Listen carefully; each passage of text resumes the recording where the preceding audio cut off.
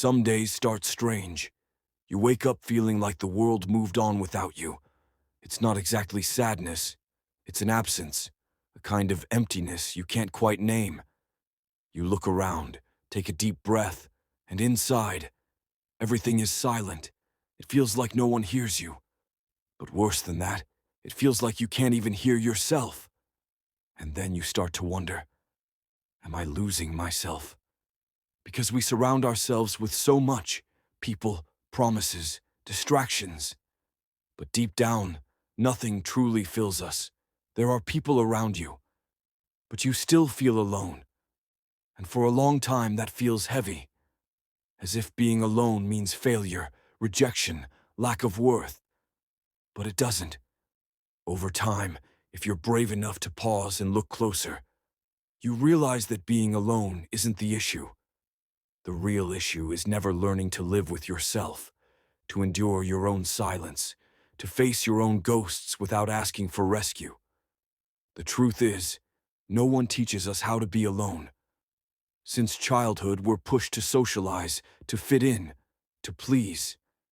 And so we grow up thinking our worth lies in being accepted, in being liked, followed, loved, validated. But at some point that gets exhausting, because the approval of others can't fill the hole inside. You can have 1,000 friends and still feel invisible.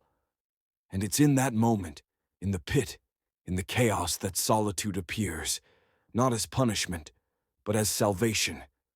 It takes your hand and says, now it's just you and you.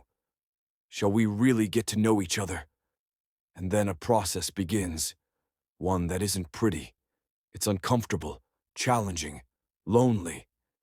You face pains you've ignored for years. You confront fears, regrets, versions of yourself you tried to hide. But you also discover strengths you didn't know you had. You realize you've survived so much, that you have a complex mind, a strong heart, a soul that just needed space. In solitude, you stop running. You sit, you observe. And for the first time, you truly listen to yourself. And then you realize you're not needy. You were just overwhelmed by noise. Noise from others, from the world, from expectations. In the stillness, you reconnect. And you understand that being alone is not the same as being empty. Quite the opposite. It's in solitude that you become full of yourself. You learn to walk alone, to enjoy your own company, to have deep conversations with the mirror, to respect your own boundaries, to celebrate small victories no one saw, but you felt. And slowly, solitude stops being pain. It becomes freedom. You no longer beg for presence. You don't force connection. You don't fake interest just to belong. You find peace in your own presence. And that makes you powerful. Because the moment you can hold yourself up, no one else has power over you. You don't depend. You choose. And when someone shows up, you no longer need them to complete you. You want someone who overflows with you, who shares, not someone who fills a void. In the end, being alone teaches you to love yourself deeply, to value every detail of who you are, to walk firmly, even when the world feels like it's falling apart.